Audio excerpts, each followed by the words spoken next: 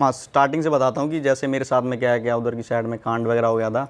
तो जैसे मैंने रूम लिया था वहाँ पर, उधर जो फैमिली को मिलने जाना था, रात हो गई थी बहुत ज़्यादा, और रूम वगैरह लिया वहाँ पर, अंदर चले गए। बढ़िया, पहली बात तो वहाँ पर 2 लड़के एक रूम में नहीं रह सकते हैं, ये थोड़ा सा स्ट्रेंज लगा पूरे हमको। युगांडा में या जिस नहीं, अफ्रीका में मैं जितनी कंट्रीज़ घुमा हूँ मेरे को तो कहीं पर नहीं मिला। हाँ, थोड़े अगर बड़े लेवल के होटल्स में चले जाओगे तो वो समझते हैं इस चीज़ों को, क्योंकि बहुत सारे फॉरेनर्स आते हैं। बट जैसे नॉर्मली है, क्योंकि सिटीज़ के अंदर जो छोटे छोटे टाउन होते हैं वहाँ पर होटल्स वगैरह मिलने लाइक इम्पॉसिबल टाइप के ही होते हैं, मिलती ही नहीं है। बार था, उसके पीछे होटल था, तो चले गए हम लोग।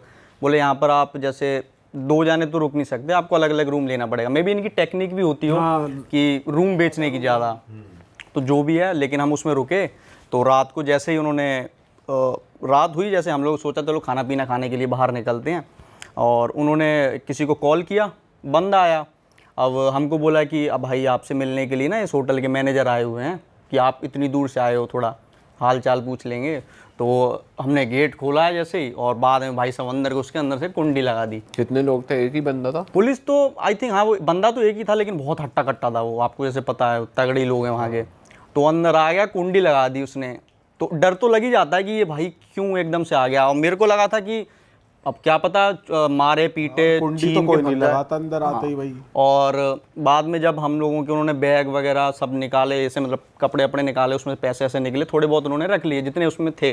बाकी हम लोग इधर उधर डिस्ट्रीब्यूट करके, जैसे कहीं कुछ कहीं छुपा रखे हैं, कहीं किसी ने कहीं रखे हैं, तो वो निकाले उसने। और बाद में जैसे हम लोग हैवी हुए कि भाई तुम हो कौन, पहले तो हमको ये बताओ तुम हो कौन। सही बात है। तो उसने बोला भाई मैं पुलिस से हूँ। बट आप सिविल वर्दी में क्यों?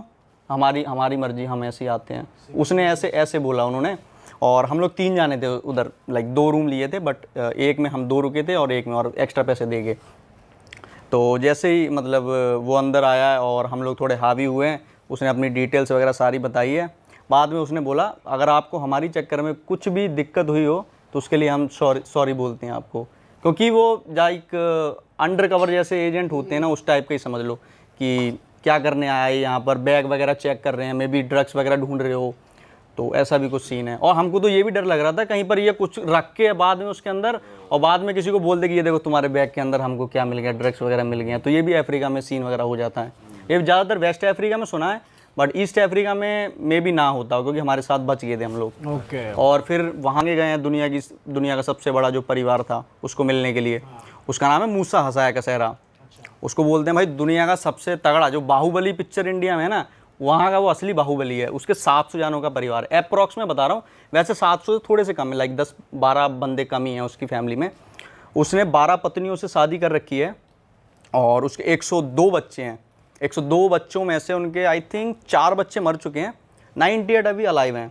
और उनकी भी जो बच्चे हैं, बच्चों के भी बच्चे हैं ना, उसको मिला के होते हैं ऑलमोस्ट अप्रॉक्स में 700 के आसपास में। उस बंदे की एज कितनी होगी आप गैस कर सकते हो? भाई होना चाहिए 80-90 साल का। हाँ भाई, वो 70 साल का, और उसको देखोगे तो ऐसा लगेगा 50 साल का बंदा है। वो इतना ज़्यादा फिट है, इतना मतलब हट्टा कट्टा फिट बैठा है। और हमने जब उससे एज पूछी भाई आप हो कितने साल के, बोला मैं यार 70 साल का हो चुका हूँ, बट लगता नहीं है वो 70 साल का। तो आपने पूछा भाई क्या खा रहा है तू, कैसे मेंटेन कर रहा है इतना भाई, इतना बड़ा परिवार वो बना उनका लिया? ऐसे ही चल रहा है। वो तो कहते हैं हम तो जो आता है थोड़े बहुत पैसे दे जाते हैं, जैसे हम जैसे घूमने के लिए जाते हैं। अच्छा, जो उनकी फैमिली से मिलने जाता है उनको पैसे देता है वो। बाकी आप भी देखो ना, 700 जानों का परिवार है भाई, 10-10 रुपये भी कमा के लाए बहुत हो जाता है। अगर 1-1 हज़ार रुपये भी कमाएंगे तो बहुत हो जाता है उनके लिए, तो थोड़ा बहुत गुजारा कर लेते हैं। पर ये रहते कैसे हैं ये आपस में? ये भाई रहते ऐसे हैं जैसे गांव बसा रखा है इन्होंने तो अपना, भाई गाँव ही हो गया एक तरीके से। इधर से देखोगे तो उधर तक उनके बस घर ही घर दिखते हैं। कच्चे घर हैं, ऐसे पक्के नहीं है, घर बहुत ज़्यादा है, लेकिन अंदर उनके वही चटाई वगैरह डली हुई है, गद्दे वगैरह डले हुए हैं नीचे ही। अपने सारे बच्चों को पहचान लेते हैं ये? नहीं पहचानते। बोलते मेरे को तो नाम भी नहीं पता, रजिस्टर में नाम लिख रखे हुए हैं मैंने। तो ऐसा कुछ सीन है उनका। और ये जो इसकी 12 बीवियां हैं, तो आप उनसे भी मिले, वाइफ से भी? हाँ, लेकिन उसमें से डेथ वगैरह हो ही जाती है। आई थिंक सो 2-3 जानों की तो डेथ हो चुकी है। अच्छा। बट वो तो हैप्पी थे सारे जाने। वहाँ पर कल्चर है ये, आप वहाँ पर अफ्रीका में पॉलीगैमी कर सकते हो, लाइक 2 भाई 3 4 5 जितनी आपकी औकात होती है उस बंदे की, वो कर लेता है उतनी शादी। अच्छा। तो उधर का ऐसा कुछ सीन था। औरतें वगैरह मैंने देखा, वो तो खुश थी सारी की सारी। तो आपने पूछा किस वाइफ से सबसे ज्यादा बच्चे हैं, क्या है? इतना पर्सनल मैं गया नहीं मैंने भाई किससे कितने बच्चे हुए हैं, बट हाँ लेकिन सबको मिला के उनके 102 बच्चे थे, लाइक पूरी सेंचुरी लगा रखी है भाई ने। पर आपने पूछा कि भाई जैसे वो आप कह रहे हो बिल्ड तो बढ़िया थी बंदे की, तो वो लड़कियां और किस चीज से अट्रैक्ट थी उससे, मतलब वो वहाँ पे अट्रैक्ट उसकी पर्सनैलिटी से, क्योंकि पर्सनैलिटी उसकी अच्छी है, मे बी उससे, बाकी यही सब सीन होगा। अब ट्राइबल क्या देखेंगे किसी में। नहीं यार, कुछ तो जैसे हमने सुना है वो कि किसी के पास 4 गायें हैं, किसी के पास 6 हाँ, गायें वो सीन वहाँ पर रहता है अपना ट्राइबल एरिया में। आई थिंक ये ट्राइब से नहीं है, ये नॉर्मल बंदा होगा ये। हाँ, नॉर्मल बंदा है। और किस यूनिक तरीके और के उसी लोग कंट्री का है, उसमें जैसे ये सबसे ज़्यादा बच्चे पैदा करने वाला भाई साहब हैं, बाहुबली। भाई अपनी ट्रिप पे जब आप गए थे, आप बता रहे थे कि आप उनसे भी मिले जो one of the most fertile women है, उनके बारे में थोड़ा बताओ। हाँ भाई, वो भी युगांडा में ही है, तो उनका नाम मरियम है। तो मैं जब गया था वहाँ पर, तो उन्होंने मेरे को, लाइक मैंने उनसे पूछा था, पहले तो पता ही नहीं था कि इतने ज़्यादा बच्चे पैदा करने वाली भी कोई औरत होगी इस दुनिया के अंदर।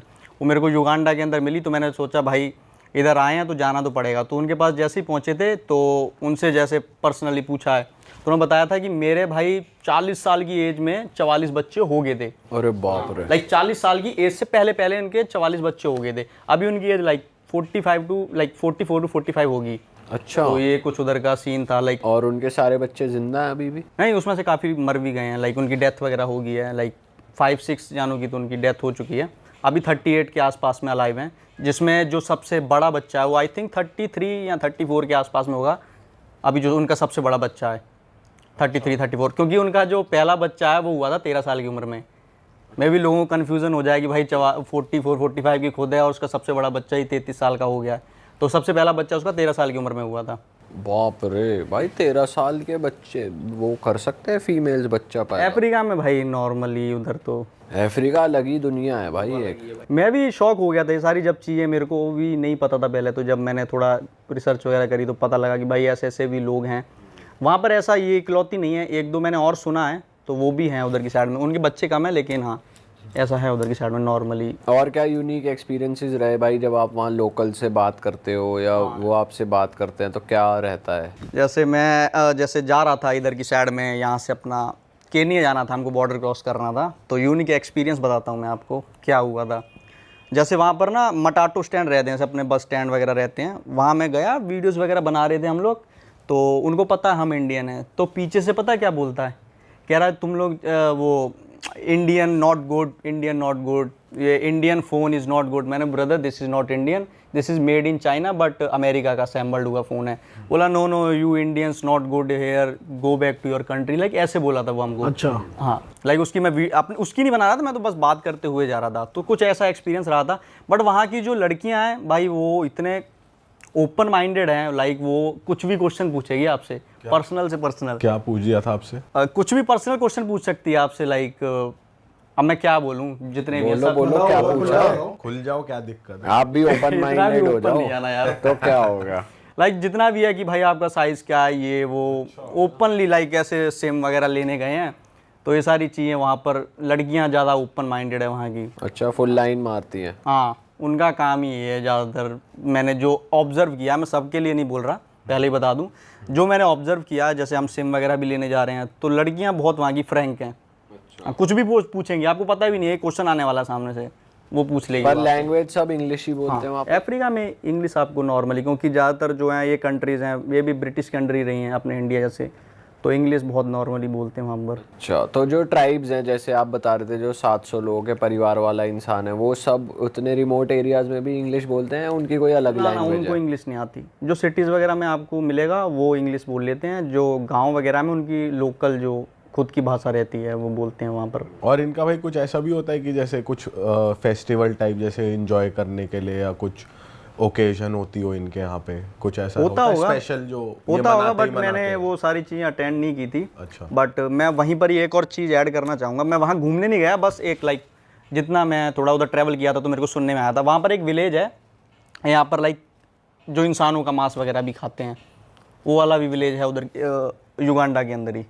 तो वो मेरे को सुन के बहुत ज़्यादा मैं वो हो गया, मैंने ये सारी चीज़ें भी हो सकती हैं, वो भी एक देश के अंदर यहाँ पर इंसानों का मीट वगैरह खाया जा रहा है, तो उसको मैं जस्ट थोड़ा सा ऐड करना चाहता था। और भाई वहाँ पे नशे भी चल रहे हैं, लोग नशे कर रहे हैं वहाँ पे? हाँ, नशे वगैरह तो सब चलता है वहाँ पर। दारू पिए टुन्न पड़े रहते हैं कहीं पर भी। ये सब छोटे मोटे तो हो ही जाते हैं, बाकी बड़े अगर उनको पैसे ऐसे मिल जाते हैं तो फिर दूसरे भी नशे कर लेते हैं वो लोग। तो ये दारू खुद ही बना रहे हैं वहाँ पे? कैसे आ रही है वहाँ पे दारू? दारू बनाते हैं, घर पे भी बना लेते होंगे, बट ज़्यादातर तो वो ठेके से ही उठा के पीते हैं।